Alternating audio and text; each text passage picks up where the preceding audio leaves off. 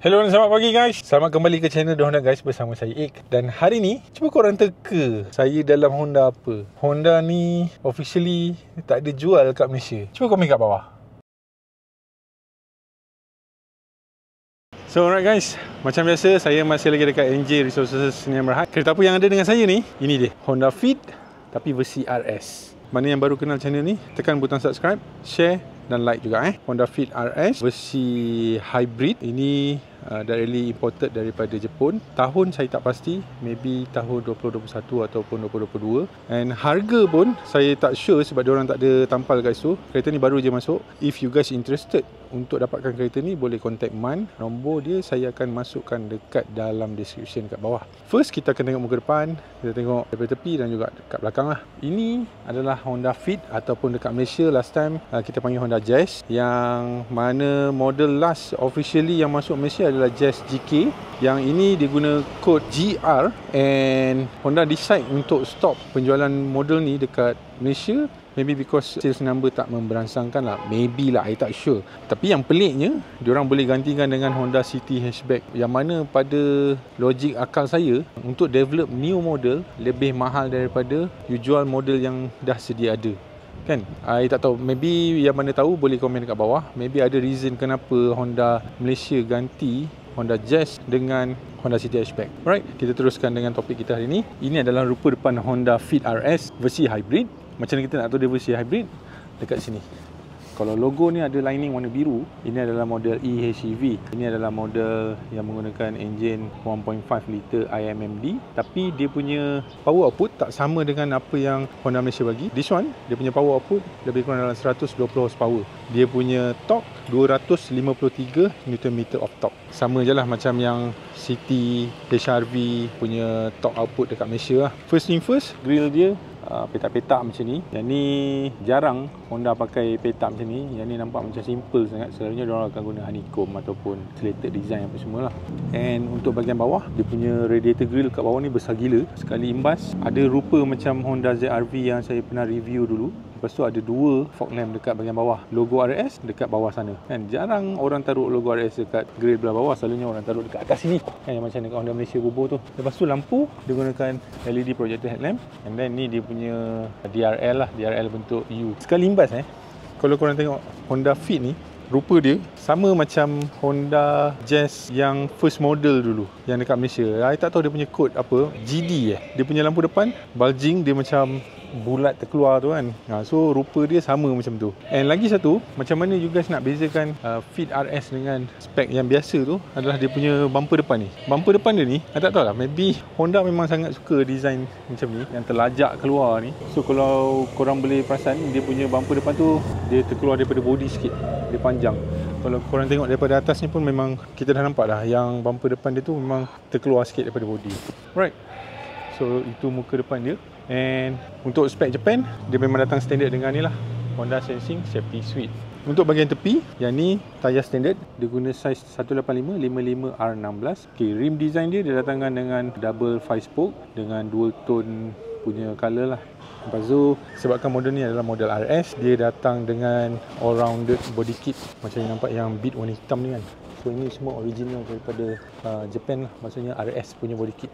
Side skirt pun ada, dengan bahagian belakang dia punya yang warna hitam tu, bumper belakang ni RS memang eksklusif. Ini design dia.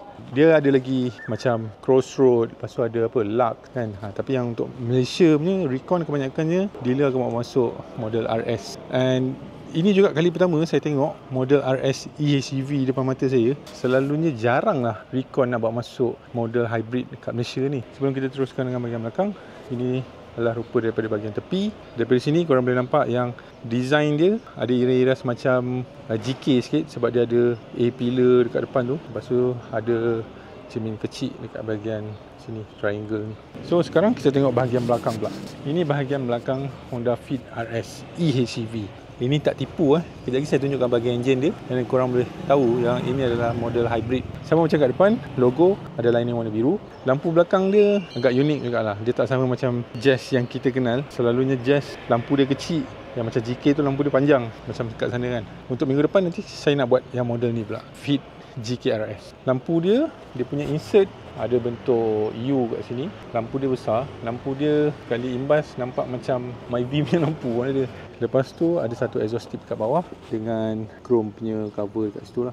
Kereta ni kalau ikut dimension, panjang dia lebih kurang dalam 4 meter. Dia punya lebar lebih kurang dalam 1.7 meter. And then dia punya tinggi untuk versi RS ni dia rendah sikit daripada model biasa. Yang ni lebih kurang 1535mm. And dia punya wheelbase lebih kurang dalam 2.5 meter. And untuk boot space, Honda Fit RS ni dia datang dengan ruang boot space sebesar 300 plus liter lah. Saya tak ada exact number, tapi itu adalah number yang apa yang saya dapat daripada Google lah. Cumanya result daripada Google ni ada macam-macam numbers. So saya ambil purata lebih kurang dalam maybe 310 liter ikut size macam ni kan. And tadi saya dah test seat dia. Yang ni dia tak datang dengan ultra seat. Maknanya seat tu dia tak boleh naik ke atas, tapi dia boleh buat flat floor.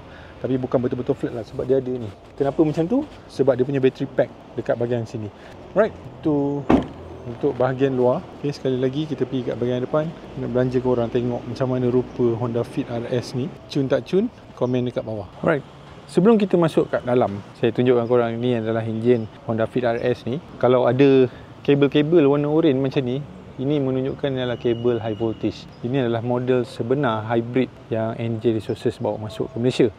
Okey, ini adalah enjin LEB H5 yang mana elektrik motor dia menghasilkan 120 horsepower dengan 253 Nm of torque. And dia punya enjin menghasilkan 106 horsepower dengan 127 Nm of torque. Sebenarnya ini fact ramai yang tak tahu tau. Saya dah cakap banyak kali dah pasal hybrid daripada Honda ni. Ini sebenarnya adalah kereta elektrik. Sebabnya enjin dia ni digunakan hanya bila dia nak charge bateri hybrid tu. Most of the time EHEV punya sistem ni dia akan running menggunakan bateri, kecuali pada high speed cruising dekat highway. Contohnya lebih 100 km, 120 km, dan baru dia guna enjin untuk dia run. And kereta ni dia tak ada gearbox. Dia menggunakan electronic gearbox, nama dia eCVT. Okay, alright, so kita settle bahagian depan. Jom kita masuk bahagian dalam.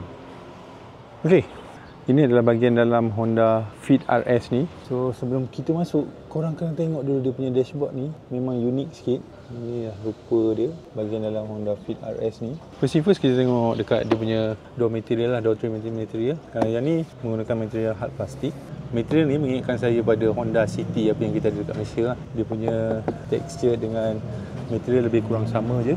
Lepas tu dekat armrest ni dia ada leather padded, and unik dia ada stitching berwarna kuning.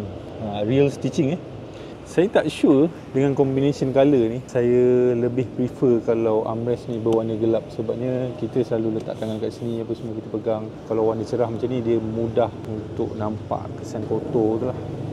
Okay, kita masuk dalam.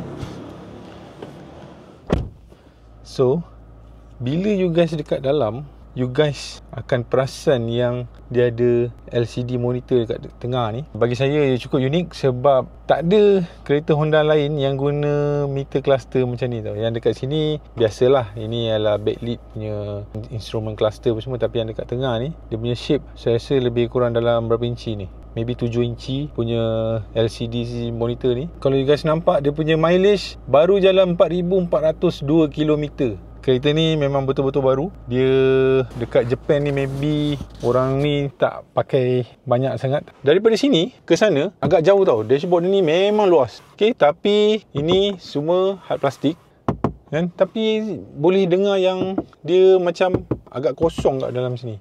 Lepas tu ada satu cup holder dekat sini, satu cup holder dekat sebelah passenger. Dekat bahagian tengah ni pun ada satu cup holder dekat sini. Steering wheel punya size kecil. Saya rasa ini adalah steering wheel yang sama dengan Honda N1 kan, dengan horn bulat dia kat sini. Lepas tu ada yellow stitching, selalunya red stitching kan, tapi yang ni dia ada yellow stitching. Okay, keliling ni ini adalah leather wrap. Lepas tu macam saya cakap lah, dia ada Honda Sensing Safety Suite. So dia ada lane keep assist, adaptive cruise control, everything semua kat sini. Dia punya seat sama je dengan Honda City, cuma saya agak suka dia punya material fabric kat tengah ni, dia macam seluar jean kan, dia jenis kasar. Yang dekat tengah ni macam Alcantara lah kan, untuk bahagian sini. Tapi yang dekat bahagian atas ni dia agak kasar, saya rasa dia tahan lasak. Kalau you guys pernah naik kereta-kereta lama macam Toyota Corolla ke Honda Accord yang lama-lama lah, zaman kita 80-an 90-an, material ni saya rasa lebih kurang sama je. And sama macam dekat steering dengan door trim, dia ada yellow stitching. Next, dia punya infotainment system. Infotainment system ni lebih kurang apa yang Honda Malaysia bagi. Okay? Standard punya infotainment system lah. Dia sekarang dah tak pakai guidance lah, dia pakai yang built-in macam ni kan, tapi dalam bahasa Jepun. So macam video ZRV dulu tu, maybe ada orang yang tahu macam mana nak tukar bahasa ni kepada bahasa Jepun, boleh komen kat bawah, ataupun kat mana-mana yang diorang boleh tukar lah, boleh share juga information tu dekat kita punya description. And saya nak try yang TV ni, dapat ke channel dia dekat Malaysia? Ataupun maybe ada orang yang boleh tukar ke channel ni kepada channel Malaysia? Macam ni kita tengok banyak kan, TV Tokyo apa semua. Sama ada boleh atau tidak, komen juga dekat bawah. Okay, lepas tu button aircon dekat bawah ni, ini direct diambil daripada Honda City. Ada single zone auto aircon. Lepas tu ni dia nak tukar different mode dengan blower lah. Kereta ni tak datang dengan wireless charger, tapi saya rasa benda ni agak tinggi juga untuk kereta kecil macam ni. Kalau dia boleh buat rendah sikit, and much better kot. Cuma yang ni dia boleh, bila kita letak phone kita tak bergerak ke sini lah. Bila ni dia macam menurun sikit kan. So barang-barang kita secure lah dekat sini. Ada 2 USB A punya port dekat sini. Lepas tu ada satu power outlet 12 volt. And saya baru perasan ada benda ni. Dia ada compartment rupanya kat sini. Ini apa? Wireless charger? Bukan. Okay, so korang boleh lah letak apa-apa barang kat sini, especially on passenger side lah. Dia nak taruh phone dia ke, wallet dia ke dekat dalam sini, ataupun kunci rumah, at least dia secure lah. Yang ni adalah leather padded, sama dekat sini. Ni leather padded tapi ni hard surface. Yang ni dia soft padded. Lepas tu ada glove box kat bawah sini.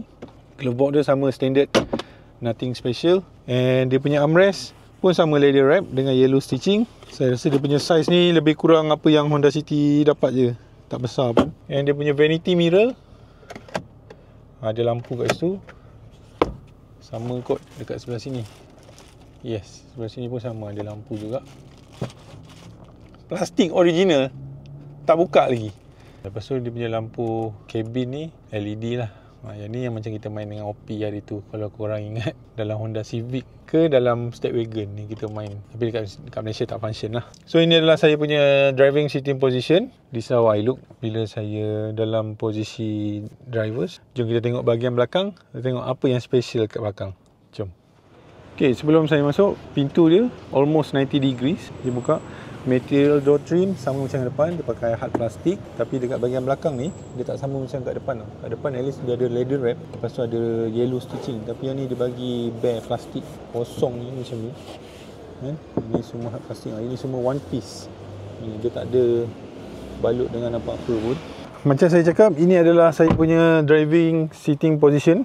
So bila saya duduk, lebih kurang macam ni lah. Ni tak sama dengan Honda ZRV. Kalau you guys ingat, saya duduk macam menyangkung. Tapi ni, saya boleh duduk dengan selesa. Yang ni, lantai dia macam menaik ke atas. If I'm not mistaken, dekat bawah sini, dia punya tangki minyak, tangki petrol. Kebanyakan kereta Honda memang dekat bawah lantai lah. Dia punya ni, that's why Honda boleh bagi bigger space dekat bahagian dalam dengan boot space. Untuk seat depan, dia tak ada bagi pocket. Ini semua fabric. Dekat atas leather wrap. Dia ada satu small pocket kat sini. Yang ni korang boleh letak handphone. Nak letak iPad pun memang tak muat lah. Okay, sama juga dengan belah passenger ni. Dia ada satu pocket kecil kat sini. Dia tak ada pocket pun bahagian sini. Saya tak sure kalau dekat Jepun, model Fit RS ni dia ada macam-macam trim atau level yang diorang boleh customize kan. Tapi untuk model yang ni, saya rasa dia macam agak kosong sikit sebab dia tak ada pocket dekat sini. Lepas tu door trim dia, untuk bahagian belakang ni dia plastik biasa. Memang plastik yang unpainted punya plastik kan. Tapi saya sukalah material fabric ni. Dia macam seluar jean, dia kasar. Tapi yang tak sama macam depan dekat tengah ni dia bagi macam Alcantara tau. Kat sini dia macam type R punya material ni. Tapi dekat tengah ni dia normal fabric biasa je. Seat dekat bahagian tengah ni tinggi. Saya tak rasa 3 orang dewasa boleh masuk kat sini. Duduk dekat tengah ni agak tinggi sikit. And saya rasa kalau 3 orang dewasa nak duduk dekat sini, untuk short journey maybe okay. Tapi untuk long journey tak boleh. Kalau 2 dewasa saiz macam saya, 180, saya rasa this is just perfect. Bila tengok balik macam ni, saya rasa Honda Fit ni dengan City Hatchback punya trim level, saya rasa lebih kurang sama je. Tapi kenapa Honda Malaysia dia tak bawa masuk model Fit ni? Adakah sebab dia terlalu feminin, ataupun maybe sebab ada reason lain? Sebab jualan ke, ataupun sebab orang Malaysia tak boleh terima design macam ni? Tapi yang peliknya dekat Singapura masuk pula model ni. And kalau you guys tahu kenapa Honda Malaysia gantikan dengan Honda City Hatchback, boleh komen kat bawah. And I rasa itu je untuk Honda Fit RS GR ni. Ini adalah model hybrid yang menggunakan enjin 1.5 liter. Satu, granted dia punya enjin agak powerful juga untuk model hybrid. Sebelum kita end kita punya video, kita belanja macam mana rupa lampu depan dia. Ni rupa lampu depan dia. Dia punya LED tu masuk ke dalam dia macam berlipat macam tu. Ini dia punya running light. Kita ada signal kat sini dengan reverse light kat situ. Yang brake yang dekat tengah sini. Itulah dia guys, Honda Fit RS eHCV. Jarang-jarang kita dapat tengok model ni dekat atas jalan. Basically bukan jarang-jarang pun, memang tak pernah tengok model ni atas jalan. So what do you guys think about the all new Honda Fit RS? Honda Malaysia patut bawa masuk tak dekat Malaysia? Komen dekat bawah. And pada you guys, macam biasalah, yang mana suka dengan video ni, jangan lupa like, share, subscribe. We are the Honda guys. We are all about Honda. See you guys next time. Bye bye. Lagi satu benda yang saya lupa nak beritahu dekat korang walaupun dia dikategorikan sebagai entry level punya model dekat Jepun, tapi dia dapat juga benda ni tau. Kalau reverse camera Malaysia punya, kalau low spec punya model tak dapat dynamic line macam ni kan. Saya rasa benda ni amat membantu untuk new drivers. So kita tahu mana steering tu pergi apa semua. So I rasa Honda Malaysia, it's time to bubuh benda-benda macam ni dekat model-model Honda lah. Sebab benda macam ni I rasa tak mahal pun. Cuma satu je saya tak minat, dia punya kamera belakang ni. Ini zaman-zaman 3GP punya kamera. Low res habis, tak nampak pun apa benda yang ada kat belakang.